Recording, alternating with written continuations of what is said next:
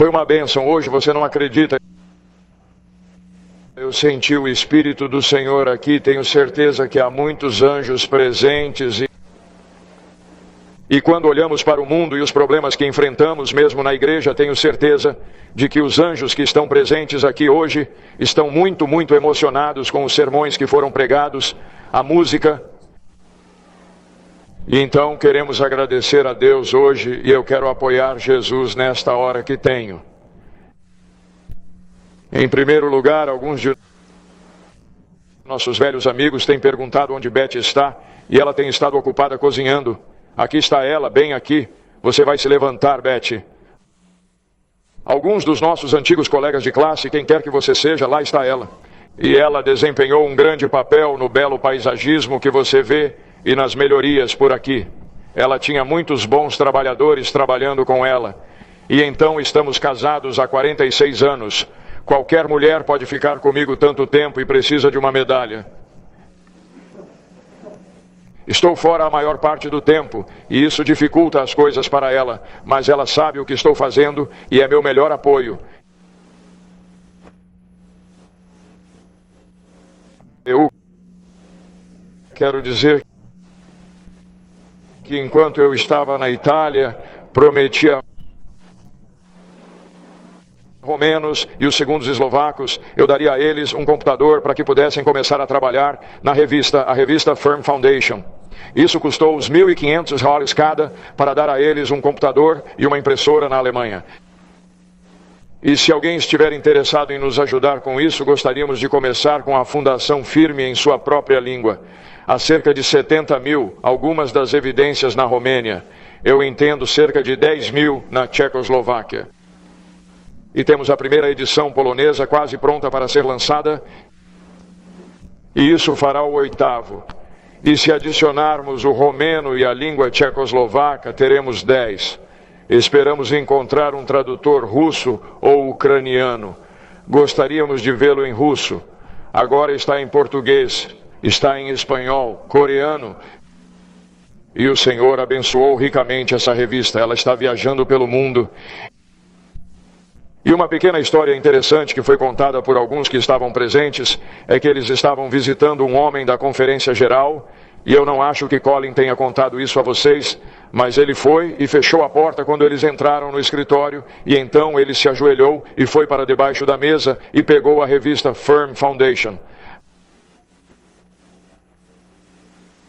Mas é a revista de Deus, não minha revista, não a revista da Hope International. Sou grato por termos tido uma parte nisso. Deixei a Review and Herald em 1982, creio eu, com uma comissão do Senhor para publicar aquela revista. E eu acredito que Deus a abençoou ricamente.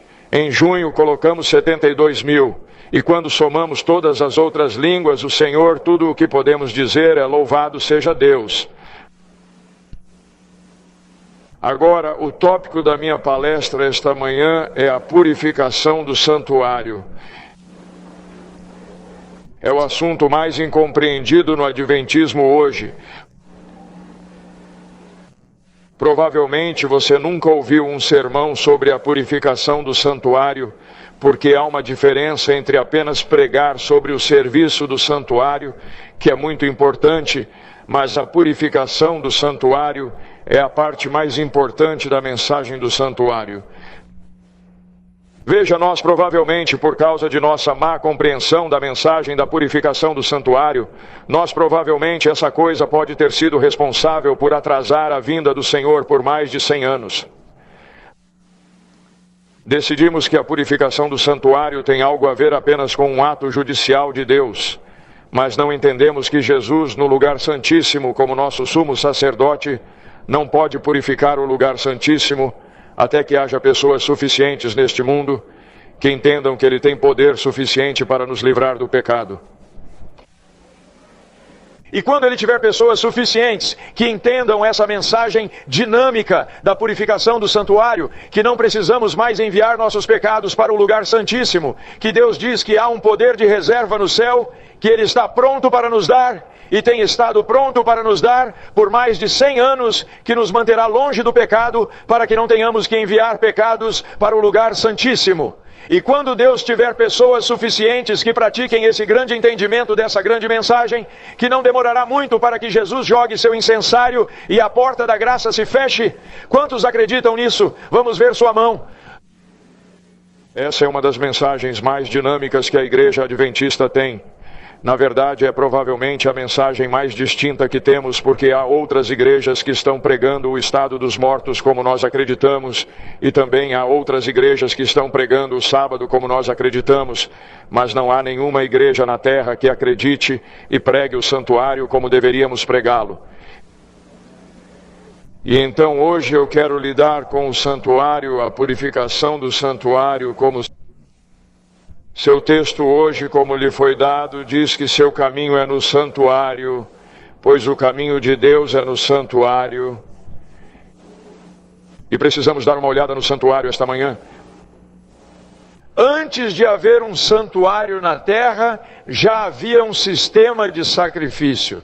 Vemos isso bem no começo do problema do pecado, porque vemos Abel ajoelhado diante de seu altar, e ali está o sacrifício, aquele cordeirinho que ele havia criado, e agora ele havia matado, e ele estava descansando ali em seu altar, e enquanto ele orava, de repente fogo vem do céu e devora o sacrifício. Mas há outro altar, e aquele altar tem apenas as coisas que Caim havia cultivado em sua plantação. E ele também orou, e nada aconteceu. E como resultado do que ele vê, o fogo descendo até o altar de seu irmão e devorando aquele cordeirinho, ele fica furioso com Deus. E em sua fúria, ele destrói a vida de seu irmão. Quando vemos os filhos de Israel saindo do cativeiro, onde ficaram 430 anos, lembra, no Egito?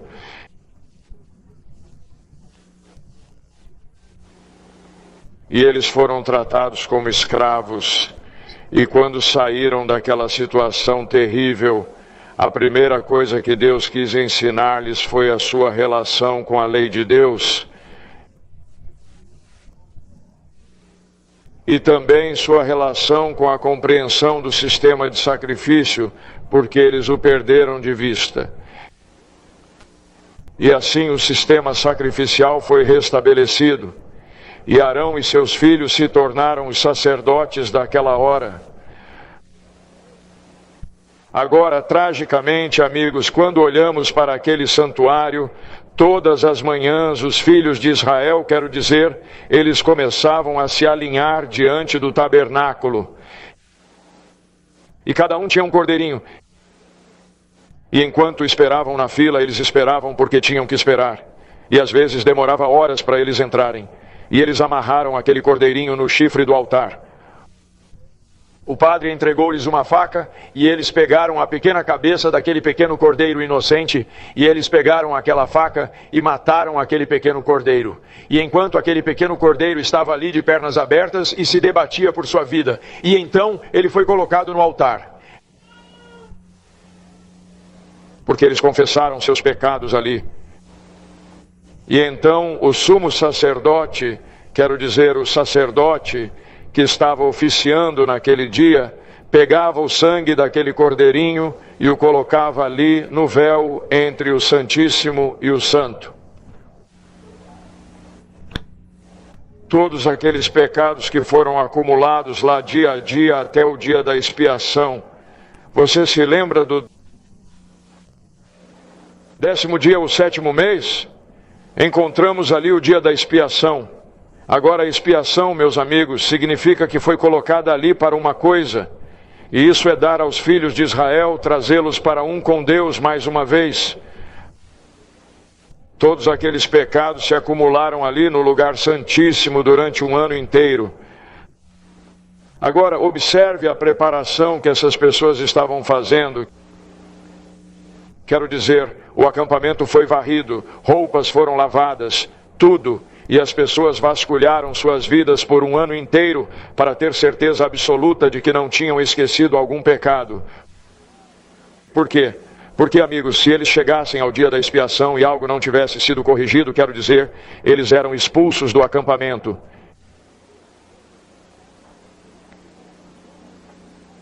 E assim, o dia da expiação, meus amigos, era um dia muito, muito importante. Um dia em que a igreja abordava esse dia com muita oração e estudo cuidadosos, certificando-se absolutamente de que não restava nada em suas vidas. Agora, Ellen White nos diz que estamos no dia da expiação desde 1844. O dia antitípico da expiação, meus amigos, estamos no dia da expiação. Isso significa que Deus, em 1844, começou o julgamento dos mortos. E nos é dito que chegaria um momento em que o julgamento dos vivos começaria. E no juízo investigativo que deveria ocorrer, somente os nomes daqueles que professaram a Cristo deveriam ser mencionados nos juízos investigativos. E neste tempo tão sagrado do dia da expiação, Deus havia designado um tempo para seu povo remanescente, sua igreja, para certificar-se de que seus pecados fossem confessados, que tudo em suas vidas fosse corrigido, e que quando o dia da expiação chegasse ao fim, Deus teria um povo purificado. É isso que o dia da expiação é. Foi colocado na igreja para ser concluído na hora final, no grande conflito, era para preparar um povo purificado. Agora, muitas pessoas hoje estão dizendo, bem, o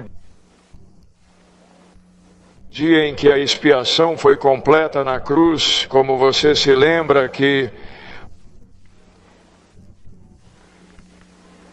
o que chamamos de nova teologia adotou a ideia de que a expiação está concluída. Agora o sacrifício foi completo, mas a expiação não será completa. Assim como, amigos, a expiação não estava completa até que todos os pecados tivessem sido removidos do lugar santíssimo.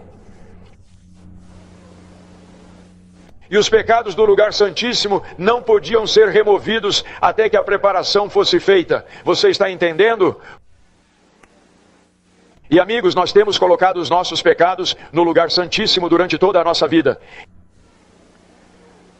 E Jesus quer tirá-los. E Ele quer colocá-los na cabeça de Satanás e encerrar o tempo da graça. E por fim a essa controvérsia. Você acredita nisso? Mas Ele não pode fazer isso até que tenha um povo que entenda que há um poder do céu. Todo o poder que o céu tem é nosso para nos livrar de pecar. Agora, a nova teologia é construída sobre a ideia de que você pode ser salvo no pecado, não do pecado. E claro, então a expiação poderia ser completa na cruz. Mas vamos dar uma olhada em um pouco disso. Se a expiação foi feita no Calvário, por quem foi feita? A realização da expiação é o trabalho de um sacerdote. Mas aqueles que oficiaram no Calvário foram soldados romanos e judeus perversos. Número 2, o assassinato da vítima não estava fazendo a expiação. O pecador matava a vítima. E depois que o sacerdote pegava o sangue e fazia a expiação. Número 3, Cristo foi nomeado sumo sacerdote para fazer a expiação. E ele certamente não poderia ter atuado nessa função até depois de sua ressurreição. E quando não temos registro de que ele tenha feito algo na terra depois de sua ressurreição, o que deveria ser chamado de expiação. Número 4, a expiação foi feita no santuário, mas o Calvário não era tal lugar. Número 5, ele não poderia, de acordo com Hebreus 8:4, fazer uma expiação enquanto estava na terra.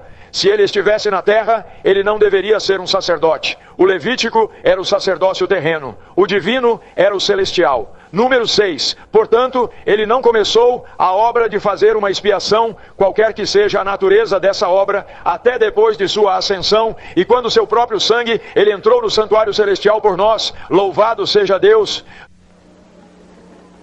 Então, meus amigos, aqueles que aceitaram a ideia de que Jesus fez uma expiação final no Calvário, não tem absolutamente nenhuma base para esse tipo de teologia. E essa é a base da nova teologia, é que a expiação já está completa.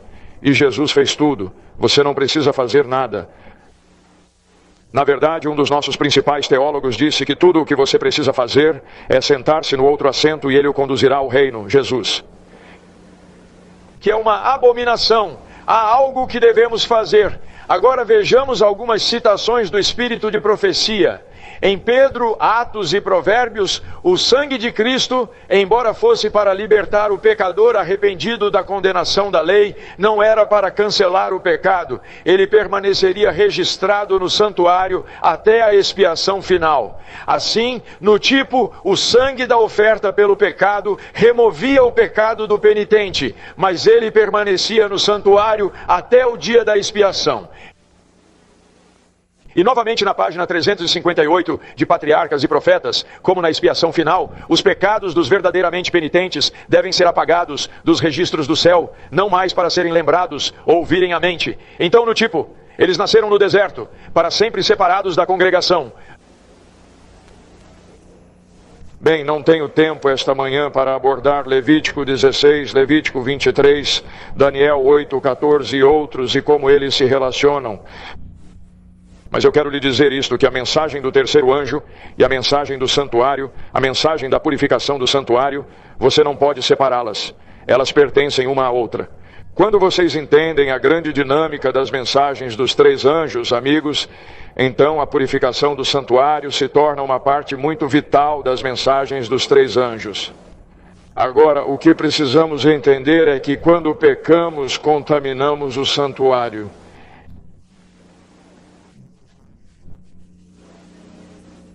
E a única maneira de limpá-lo é pela nossa disposição de estarmos dispostos a entregar nossas mentes e vontades tão completamente a Deus, que Deus tenha controle absoluto de cada pensamento, cada palavra, cada ação do nosso dia inteiro.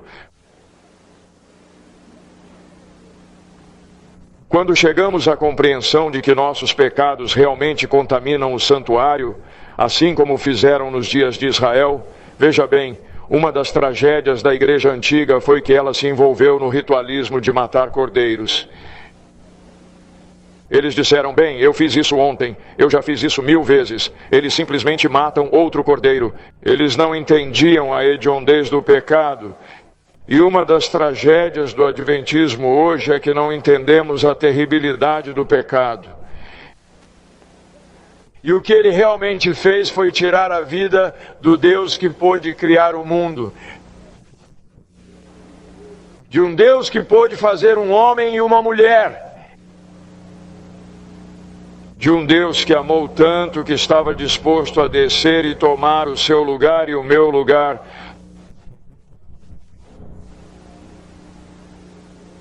Nós tomamos isso como garantido. Mas, amigos,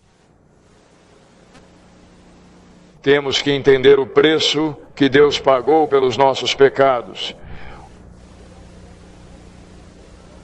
O horror do que aconteceu no Calvário. E enquanto olhamos para as cenas desde sua infância até a sua adolescência, passando pela juventude e seu ministério, vemos o que aconteceu com ele. Tudo porque eles se esqueceram do que era o Cordeiro. Eles simplesmente começaram a matar cordeiros, até transformarem o tabernáculo em um matadouro. E Deus nunca pretendeu que isso acontecesse. Ele queria que eles chegassem a um ponto em que pegassem aquele cordeirinho e cortassem sua garganta e vissem aquele sangue escorrendo. Que isso era um símbolo do sangue de Jesus Cristo, nosso Criador e nosso Redentor. E durante todas essas eras, amigos, como aqueles cordeirinhos, centenas e milhares e dezenas de milhares, e sim, talvez milhões de cordeiros foram mortos. E tragicamente, os sacerdotes se esqueceram o que significava o cordeirinho. Tudo tinha ficado preso ao ritualismo e à tradição. E então, quando Jesus apareceu lá no Rio Jordão, e enquanto ele caminhava para dentro da água, e quando João Batista o batizou ali, e a voz de Deus foi ouvida, e ele foi ungido naquela época como o Messias, muito poucos entenderam o que estava acontecendo. E enquanto ele trabalhou durante aqueles 3 anos e meio de ministério, curando os doentes, restaurando a vida de Lázaro, alimentando os 5.000, os 4.000, todos aqueles milagres maravilhosos, criando um lindo suco de uva. A partir da água, em todas essas parábolas e todos esses milagres, amigos, a igreja perdeu de quem era tudo isso, né? O Cordeiro morto desde a fundação do mundo estava lá. E a igreja não sabia disso. No grande conflito 427, nos é dito que aqueles que chegaram ao grande desapontamento. Você se lembra de 1844, daqueles sobreviventes da decepção? A razão pela qual eles sobreviveram, meus amigos, é porque eles, pela fé, seguiram Jesus do lugar santo para o lugar santíssimo. E eles começaram a entender que o dia da expiação havia começado para a igreja e o mundo. E eles começaram a entender que agora tinham uma tremenda responsabilidade de levar a mensagem dos 3 anjos ao mundo e ensinar ao mundo o que Deus queria que eles entendessem na purificação do santuário. Houve outra decepção em 1888. Deus ficou desapontado, amigos, porque está bem claro que em 1888 Deus deu uma mensagem especial a esta igreja. Era para purificar o santuário. Era para ensinar um povo que eles não precisam continuar pecando. Havia poder suficiente no céu se eles estivessem dispostos a fundir sua vontade com a vontade de Deus. E sua mente então poderia ser uma com a mente de Deus. Seus pensamentos poderiam ser de Deus. Sua própria vida poderia ser a vida de Deus. E então uma demonstração maravilhosa poderia ter sido feita. Mas amigos, Deus ficou decepcionado porque isso não aconteceu. Se você ler o volume 7 do comentário, página 984, ele nos diz que o 4º anjo, Apocalipse 18, desceu para fazer sua obra, mas dificilmente havia alguém com quem trabalhar. E assim ainda estamos aqui, mais de 100 anos se passaram. E quando olhamos para a nossa amada igreja, a Igreja Adventista do Sétimo Dia hoje, e vemos que ao olharmos para a nossa igreja e para aqueles de nós que cresceram com a mensagem, como estamos decepcionados. Enquanto olhamos para a nossa amada igreja, porque eles perderam de vista o santuário, a purificação da mensagem do santuário. Eles não entendem o que Deus estava tentando fazer. Com certeza, amigos, assim como os líderes judeus nos dias da igreja antiga, ao perderem de vista o que o Cordeiro era, nós hoje perdemos de vista o que o santuário é e o que sua purificação significa para nós. Porque não pode haver uma purificação do lugar santíssimo até que haja uma purificação do nosso próprio templo da alma. Na Review and Herald, 11 de fevereiro de 1890, Ellen White escreveu: Cristo está purificando o templo no céu dos pecados do povo, e devemos trabalhar em harmonia com ele na terra, purificando o templo da alma de sua contaminação moral. E novamente na Review and Herald, 21 de janeiro de 1890, ela escreveu novamente: estamos no dia da expiação. Devemos trabalhar em harmonia com a obra de Cristo de purificar o santuário dos pecados do povo.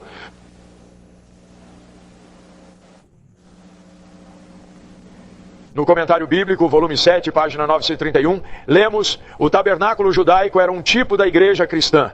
A igreja na terra, composta por aqueles que são fiéis e leais a Deus, é o verdadeiro tabernáculo, do qual o Redentor é o ministro.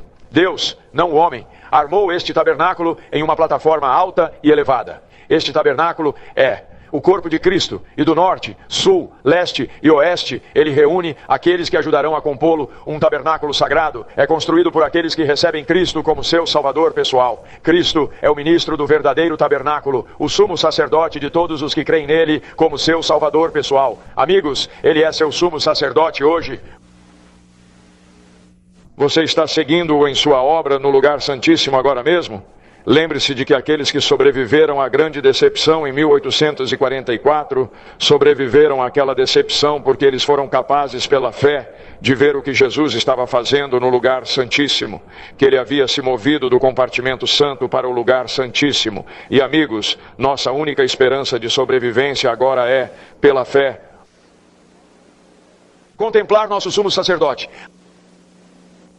Porque em breve, mais cedo do que suas mentes vão compreender hoje, Jesus está prestes a lançar seu incensário. A porta da graça se fechará de repente, inesperadamente, de acordo com o volume 7 do Comentário Bíblico, página 989. Ela diz que se fecha de repente, inesperadamente. No Desejado de Todas as Nações, página 636, diz que, enquanto os sinos do casamento estão tocando e tudo está acontecendo como se fosse durar para sempre, e de repente está tudo terminado. Os sinais dos tempos são ameaçadores hoje, deixe-me dizer. Quero dizer, olhamos para o mundo e vemos os sinais. E os sinais, o mundo está dizendo à igreja, prepare-se, prepare-se, prepare-se. E amigos, ao olharmos para nós mesmos hoje,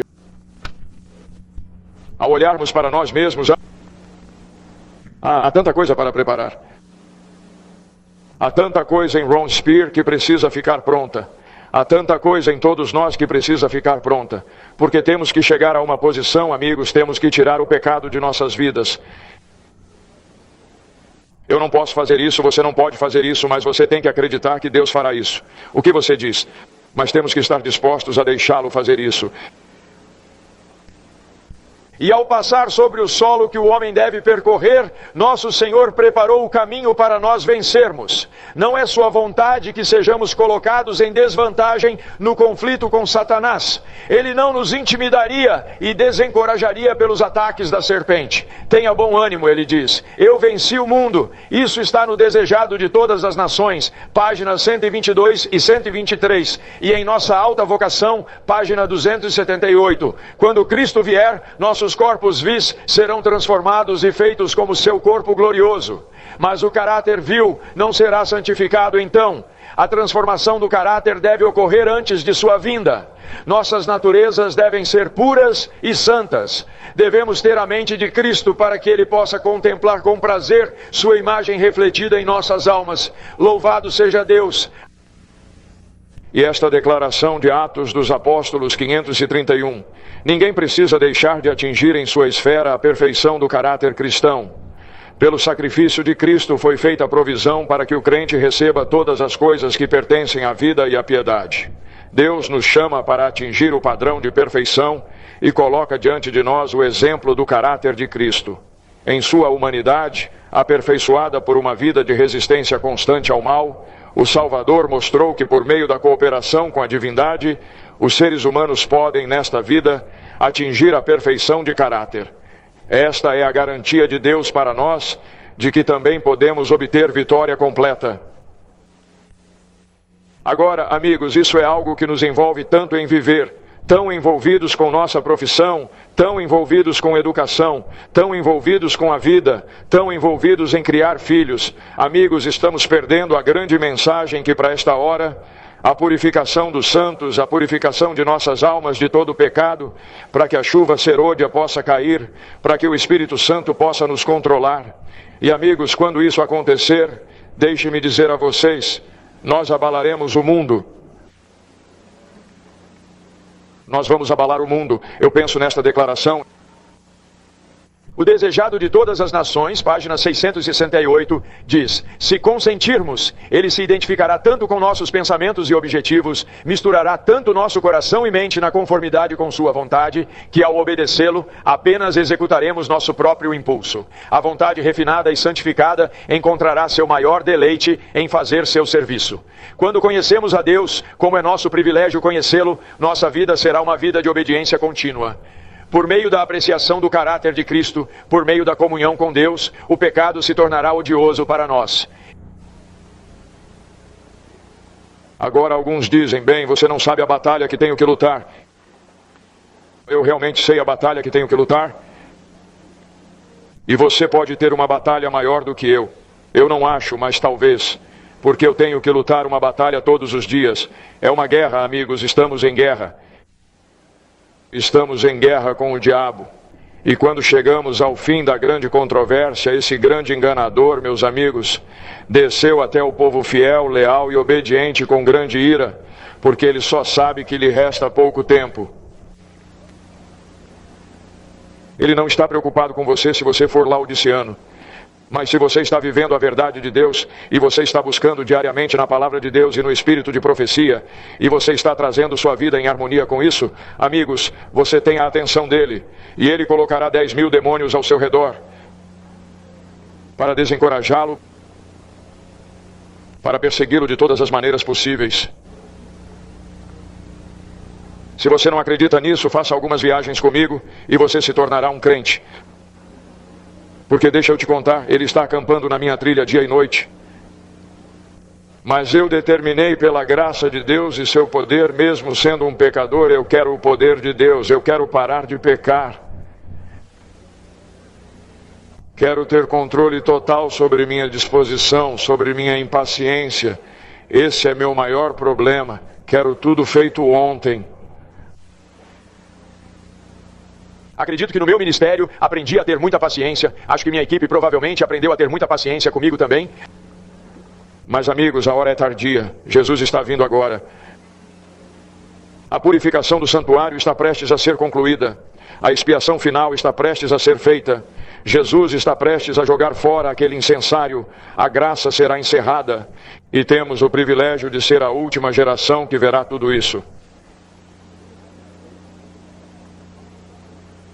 E tudo o que temos que fazer é estar dispostos, sermos feitos dispostos, para deixá-lo fazer isso em nós. Agora isso é guerra, amigos, porque quando você assume esse tipo de compromisso, você está em guerra. E você é o campo de batalha. Diz no volume 7 do Comentário Bíblico, página 306, a guerra contra o eu é a maior batalha que já foi travada. A rendição do eu, a entrega de tudo à vontade de Deus e ser vestido com humildade e possuir aquele amor que é puro e pacífico, fácil de ser tratado, cheio de gentileza e bons frutos, não é uma conquista fácil, mas é seu privilégio e seu dever ser um vencedor perfeito aqui.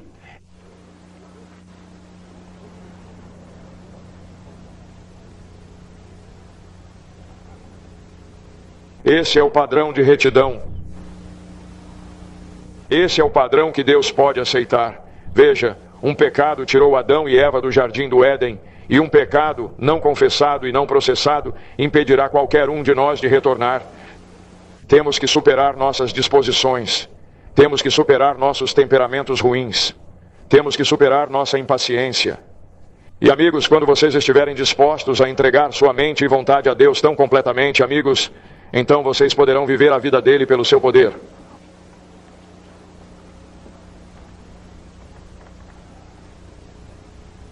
O último movimento, Sir Robert. Os sinais ameaçadores de seu retorno estão nas manchetes de nossos jornais. Eles, meus amigos, estão no noticiário da televisão todas as noites. Tudo está definido.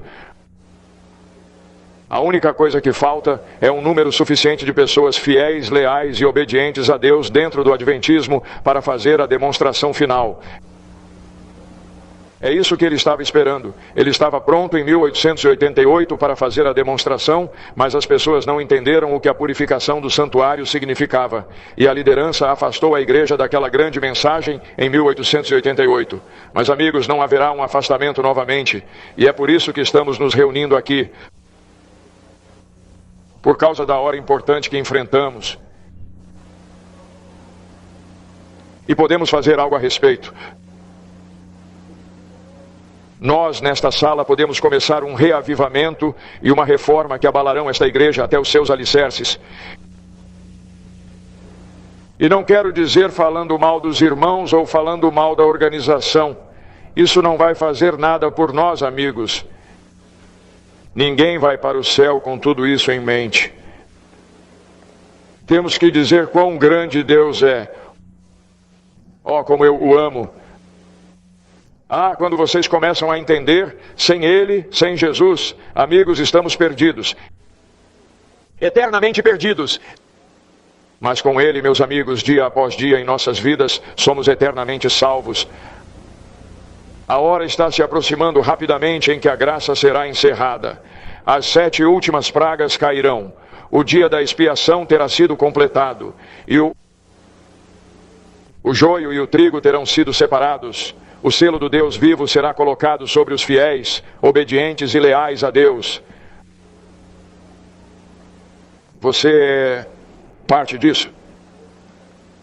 Você estará naquele grande momento quando ficaremos no mar de vidro e cantaremos as grandes canções do céu de Moisés e do Cordeiro? Ah, amigos, só há um jeito. Só há um jeito: ler o livro todos os dias. Ore como nunca orou antes em sua vida. Estude como nunca estudou antes em sua vida. E então aplique, enquanto vocês leem o espírito de profecia na Bíblia juntos. Amigo, então traga tudo isso em harmonia em sua vida. Não importa o que seja. É sobre reforma de saúde, ou sobre vestimenta, ou o que quer que seja.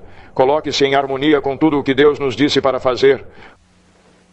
Porque deixe-me dizer-lhe, enquanto viajo pelo mundo e prego, há um povo em todo o mundo, assim como você, aqui hoje, que está trazendo suas vidas à harmonia. É a maior evidência de que a purificação do santuário logo estará completa. E Jesus virá mais cedo do que sua mente pode compreender. Mas, amigos, novamente eu retorno à palavra de Deus, ao espírito de profecia. Se vocês me procurarem, vocês me encontrarão. Quando vocês me procurarem, quanto? Todo o seu coração. Qualquer coisa menos que isso, meu amigo, estará perdido. E se formos realmente sérios, estaremos procurando quando ele chegar.